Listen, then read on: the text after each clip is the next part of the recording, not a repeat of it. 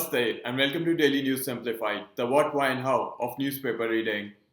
Now we would be analyzing the Delhi edition of the Hindu newspaper of 24th of November 2018, and the news that would be covered today is given on the screen, and the timestamp for the same is given in the description and the comment section given below. And so now with this, let us start with the first article. Now we have taken the first article from page 1 and the second article from page 5.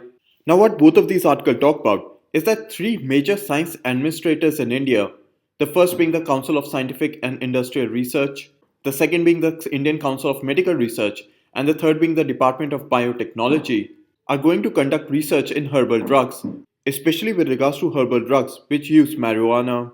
Now before moving forward in understanding this article, let us first understand as to where it would be placed in your UPSC syllabus. Now with regards to your prelims examination, this article and the upcoming explanation should be seen from the perspective of general science. And with regards to your mains examination, it would first be placed in GS paper 2, within the section Social Justice, issues relating to development and management of social sector services relating to health. And apart from this article and the upcoming explanation would mainly be placed in GS paper 3, within the section Technology. First within the section Science and Technology, development and their applications and effects in everyday life, wherein this particular article takes a look at the development and application of marijuana as a herbal drug. So now let us understand as to what both of these articles talk about.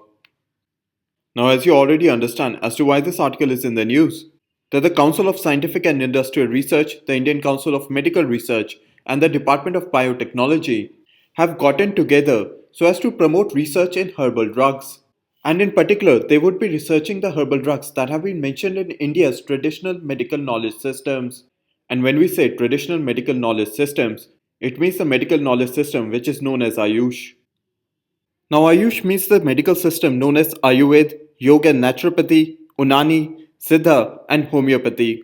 And these three organizations are going to promote research in the various herbal drugs that have been mentioned in these six traditional medical knowledge systems of India. And now it is within this context is that research is going to be undertaken in herbal drugs that are derived from marijuana. Now research is going to be undertaken to study the effect of marijuana in the treatment of breast cancer and in sickle cell anemia. Now apart from this, there are two aspects that you need to understand about marijuana itself. Now as also mentioned in the article, there are two chemicals within the plant marijuana. Now the first chemical is known as cannabidiol or CBD, and the second chemical is known as tetrahydrocannabinol or THC. And what you should know about them is that the second chemical called THC is the primary psychoactive chemical that causes the high when marijuana is consumed, while the first chemical called CBD does not cause intoxication. And now the last aspect that you need to understand from this article is the current status of marijuana in India. Now currently the cultivation of marijuana in India is illegal. However, what currently happens in India is that the plant of marijuana is grown as a weed in various parts of this country. And since marijuana grows as a weed in various parts of the country, it is not officially being cultivated for commercial purposes. However, what is going to happen now is that the cultivation of marijuana is going to be allowed but in a restricted procedure just for medical research. And the last aspect that you need to understand is that even though it is not related to the current status of marijuana in India, marijuana is still restricted for medical usage in the United States, Canada, and in various other countries. So now hopefully up till here you've understood that marijuana is going to be researched in India as for potential use in herbal drugs, and its effect is going to be studied in the treatment of breast cancer and sickle cell anemia. And it is within that context that the two chemicals which are present in marijuana, first being CBD and the second being THC, are going to be separately understood on how they can be used in the treatment of breast cancer and sickle cell anemia, wherein CBD does not cause intoxication, while THC is the primary psychoactive or the primary ingredient of marijuana which gives its particular high. Apart from this, marijuana in India is illegal for commercial cultivation. And what happens in India is that it is grown as a weed in various parts of the country. And since it is grown as a weed, it cannot be officially said to be used for commercial cultivation. However, what is going to happen now is that marijuana is going to be allowed for restricted cultivation for medical research, wherein it is a similar practice which is followed in the United States, Canada, and various other countries, wherein the restricted usage of marijuana is allowed for medical purposes. Now, based on this explanation, a question for your practice is consider the following statements. Now, what you need to do is pause this video, solve this question, and the answer would be given after 5 seconds. Now, the correct answer to this question is A, one only. Now, marijuana has been mentioned for medical usage in the traditional medicine knowledge system called Ayurveda. However, marijuana is not allowed for medical usage in either of the traditional knowledge system Ayush under the current laws. And therefore, the correct answer to this question is A, one only. And so, now with this, let us move on to the next article. Now, we've taken this article from page 5. Now, there are two aspects that we're going to understand from this article. First is as to why this article is in the news. And the second aspect that we're going to understand are the various features of Chandrayaan 2 from the perspective of your upcoming prelims examination of 2019. So, let us first understand as to why this article is in the news. Now, what is going to happen is that the Indian Space Research Organization, or ISRO, is going to perform a lander sensor performance test for Chandrayaan 2. And this test would be conducted at the artificial lunar site, which has been created by ISRO at Chalkare in Karnataka.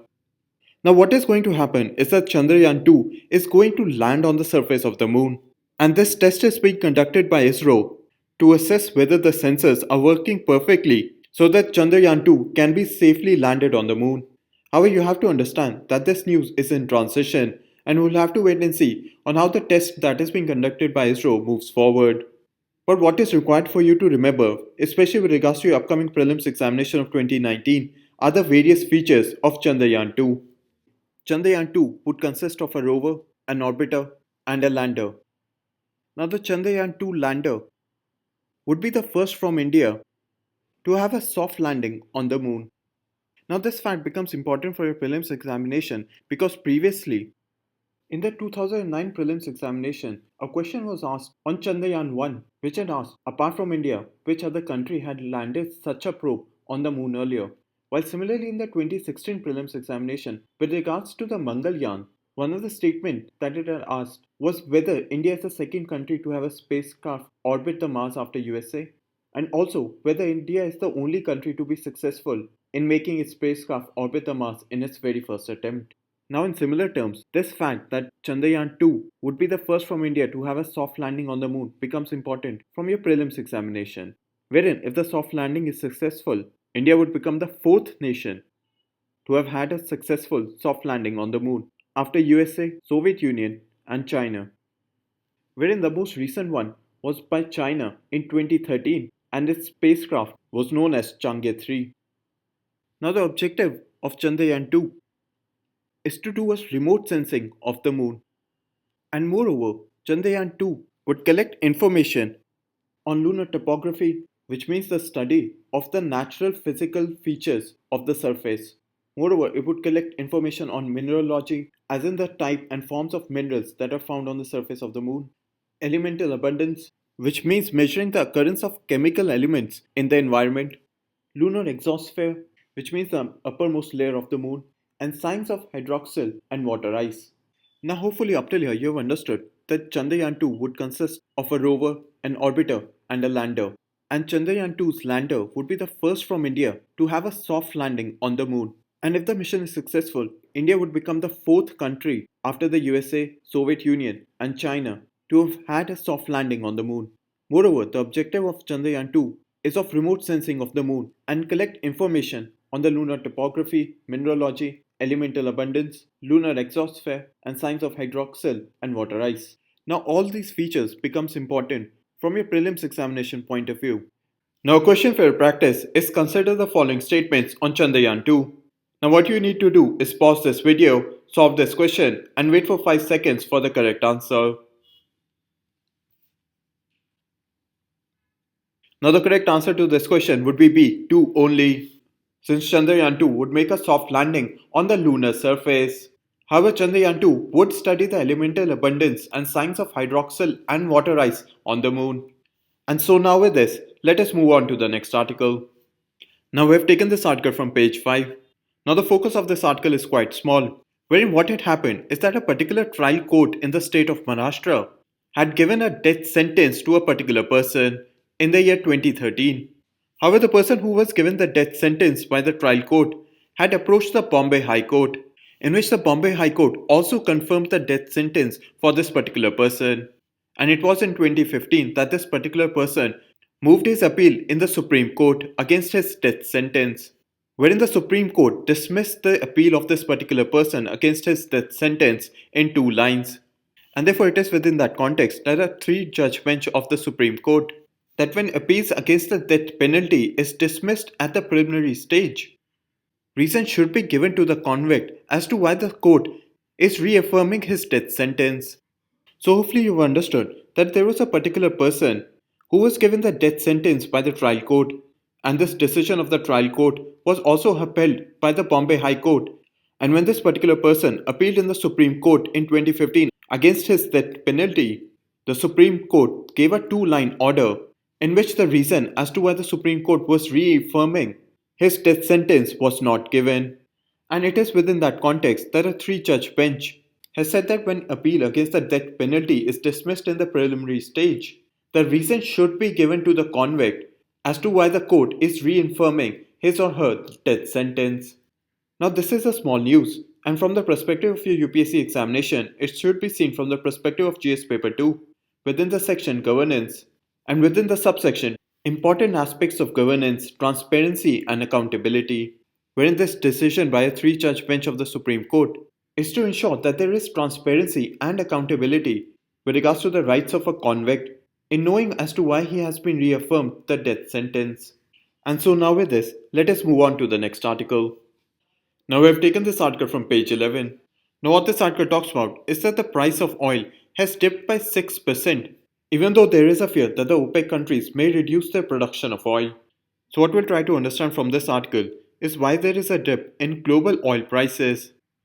Now the first reason given in the article is that the United States is producing more oil than there is a demand for oil in the global market. The second reason given in the article. Now what has happened is that various Asian countries such as Singapore, China among others have stockpiled gasoline. Now as you already might be aware of, that the United States had asked various countries to reduce their oil imports from Iran, and therefore there was a fear among various Asian countries who were the major importers of oil from Iran that there could be a major disruption in supply of oil from Iran if the sanctions by the United States on Iranian oil is imposed. And therefore what the Asian countries such as Singapore and China did was to stockpile gasoline of disruption of oil supply chain. However, what happened recently was that the United States gave a waiver to the sanctions imposed on the import of oil from Iran. And because of this, there was no disruption in the supply chain of oil from Iran to various Asian countries. But what this led to was that various Asian countries had already stockpiled gasoline. And because they had already stockpiled gasoline, they had reduced their import of oil. And because they had reduced their import of oil, there was a dip in the global oil prices.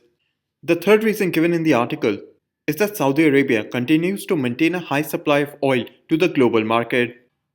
Now, as you already know, that the United States had threatened to impose sanctions on the import of oil from Iran, and therefore within that regard, Saudi Arabia had given an assurance to the Asian countries that it would compensate them with the supply of oil.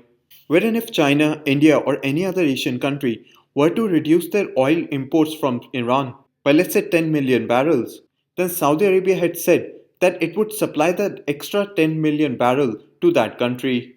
And therefore to compensate for this oil supply, Saudi Arabia had increased its oil production. But what had happened was that the United States gave a waiver with regards to import of oil from Iran. But because this waiver of sanctions on import of oil from Iran was given by the United States this month, Saudi Arabia currently has not reduced the supply of oil to the global market. And therefore what this has done is increase the supply of oil in the global market, and this increased supply has led to a dip in the oil prices. And the fourth and the last reason given in the article is that the United States has pressured the OPEC countries to reduce oil prices. Now these are the four main reasons given in the article as to why there is a current dip in oil prices. Now let us understand the immediate impact of this current dip in oil prices. Now the first impact highlighted in the article is that there is an expectation that the OPEC countries may reduce their production of oil and thereby lead to an increase in oil prices. And the second main impact highlighted in the article is that this dip in international oil prices has led to a decrease in fuel prices in India. Now, with regards to your mains examination, this article and the explanation given in this section would first be placed in GS Paper 2 within the section International Relations and would also be placed in GS Paper 3 within the section Economic Development. Now, a related question for your practice, which was asked in the prelims of 2011, had asked, in the context of global oil prices, Brent crude oil is frequently referred to in the news. What does this term imply? Now, what you can do is pause this video, try to solve this question, and the answer would be given after 5 seconds. Now, the correct answer is B, 1 and 2, wherein Brent crude oil is a major classification of crude oil. And the reason Brent crude oil is a major classification of crude oil because it is sourced from the North Sea. However, it does contain low amounts of sulfur. And so the answer to this question would be B, 1 and 2. And so now with this, let us move on to the next article. Now we have taken this article from page 12. Now what this article talks about is that the Finance Ministry may infuse about 54,000 crore to public sector banks in India. Now the reason the Finance Ministry may infuse such a high amount to public sector banks is first to improve the lending capability of public sector banks in India. And the second reason as to why the Finance Ministry is undertaking this decision is to improve the regulatory capital of public sector banks. Now, what has happened is that because of the NPA problem, banks have less money to lend to consumers such as MSME sector, farmers, and other sectors of the Indian economy. And apart from this, because of the large NPAs, banks have to set aside a large amount as part of its provisioning requirement. And therefore, because of this credit crunch that the public sector banks are facing in India due to the rise in NPAs and the provisioning requirement of the RBI, the Finance Ministry may infuse about 54,000 crore so as to improve the lending capability of the public sector banks and to improve their regulatory capital availability, such as the regulatory capital required for provisioning for public sector banks. However, what had happened recently is that the Reserve Bank of India has postponed the deadline to meet the Basel III norms by 1 year. And what the article is highlighting is the capital conservation buffer that was to be imposed under the Basel III norms has also been postponed by 1 year. However, before moving forward, what you need to understand as to what is capital conservation buffer. Now, according to the Reserve Bank of India, capital conservation buffer is designed to ensure that banks build up capital buffers or have surplus amount of capital during normal times. And these surplus capital or capital buffers can then be used if losses are incurred during a stressed period. So in simple terms, it basically means that during good times you save money so that it can be used during the bad times. And the money that is being saved is known as capital conservation buffer. Now under the Basel III norms, capital conservation buffer is to be maintained at 2.5%. However, according to the current RBI rules, the current capital conservation buffer is maintained at 1.875%. And therefore the current capital conservation buffer rate in India is lower than the Basel III norms. And what had happened was that Indian public sector banks had to follow the Basel III norms by 2019, and therefore they had to save a capital conservation buffer of 2.5% by 2019. But what the Reserve Bank of India has done is that it has postponed the deadline to meet the Basel III norms by 1 year. So basically for now, the public sector banks in India can maintain the capital conservation buffer at a lower rate of 1.875%, and therefore they have 1 year till 2020 to increase their capital conservation buffer to 2.5%. And therefore it is within that concern that the article has highlighted 2 points. Now the first point highlighted by the article is that by postponing the deadline to beat the Basel III norms by 1 year, the public sector banks would be able to save around 35,000 crore by having a reduced capital conservation buffer rate. And the second point highlighted in the article is that this reduction of burden for public sector banks by 35,000 crore for this particular 1 year period reduces the requirement of the Government of India to infuse the capital to public sector banks. So what the article is trying to highlight is that by postponing the deadline to meet the Basel III norms, the public sector banks in India are saving around 35,000 crore. And since the public sector banks are saving around 35,000 crore, it is not required for the Government of India to infuse 54,000 crore to public sector banks. However, you have to understand that this news is currently in transition, wherein we'll have to wait and see as to whether the Finance Ministry goes forward with the capital infusion plan for public sector bank units and whether the capital infusion would be of 54,000 crore or of a lesser amount. However, what is required for you to remember from this article is what is capital conservation buffer, especially with regards to your upcoming prelims examination of 2019. Now, a question for your practice is which of the following statement on capital conservation buffer is are correct? And as you already know, that you need to pause this video, answer this question, and wait for 5 seconds for the correct answer. Now, the correct answer to this question would be B, 2 only, wherein the capital conservation buffer has to be implemented by both public sector banks and private sector banks in India. And as already been explained, the Basel III norms for CCB is at 2.5%, which is higher than the current CCB or the capital conservation buffer percentage of roughly 1.8%, which is implemented in India. And therefore, the correct answer would be B, 2 only. And so now with this, let us move on to the next article. Now we have taken this article from the editorial page on page 6. Now what this article talks about is India's relationship with Vietnam. And the reason why this article is in the news is because the President of India had just recently visited the country of Vietnam. So now what we'll do is understand India-Vietnam relationship based on the format of the Focus magazine, wherein you, as you already might be aware of, the sections in international relations within the Focus magazine is covered on the basis of fields of cooperation, such as cooperation in the field of defense and security, cooperation in the field of economics and connectivity, cooperation in the field of global politics, apart from various other fields such as cooperation in the field of culture. And therefore, we'll try to understand India-Vietnam relationship based on this format of the Focus magazine. And with regards to UPSC syllabus, India-Vietnam relationship would be covered in GS paper 2 within the section International Relations. So now let us understand about India-Vietnam relation. So now the first aspect that we're going to understand are the principles of engagement in India-Vietnam relationship. Now India-Vietnam relationship in the recent past has been based on the establishment of the strategic partnership that India and Vietnam had formed in 2007. And this strategic partnership was elevated to comprehensive strategic partnership in 2016. Now in 2016, India and Vietnam had formed a plan of action with regards to this comprehensive strategic partnership, and this would be implemented from the period of 2017 to 2020. Now coming to the first field of cooperation in the field of defense and security.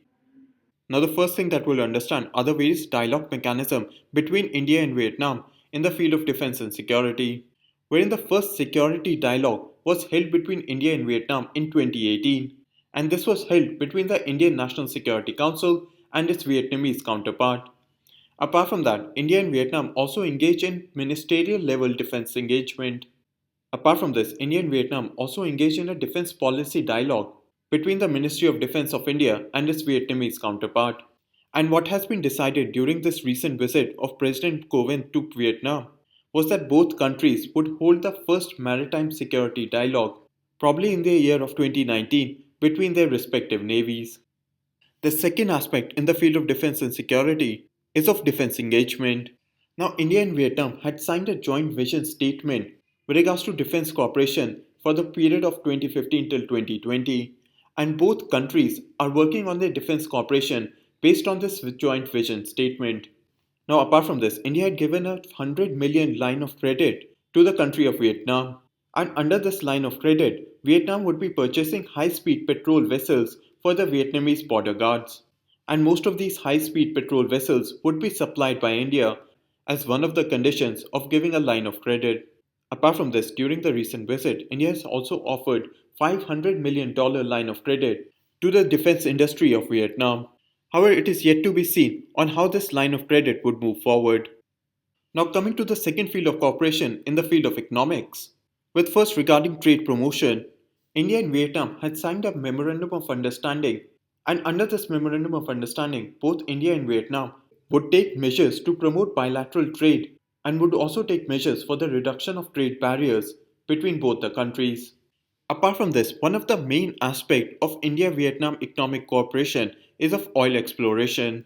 Now, India and Vietnam would continue in cooperation projects in the field of oil and gas exploration, and these oil and gas exploration would be undertaken on land, continental shelf, and the exclusive economic zone of Vietnam.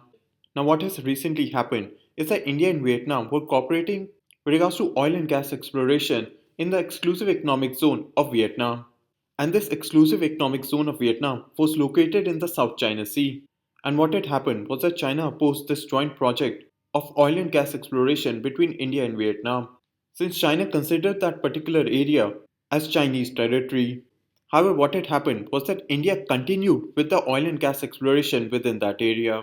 And what both countries have asserted that they would continue with regards to cooperation in the field of oil and gas exploration within the exclusive economic zone of Vietnam, including in South China Sea.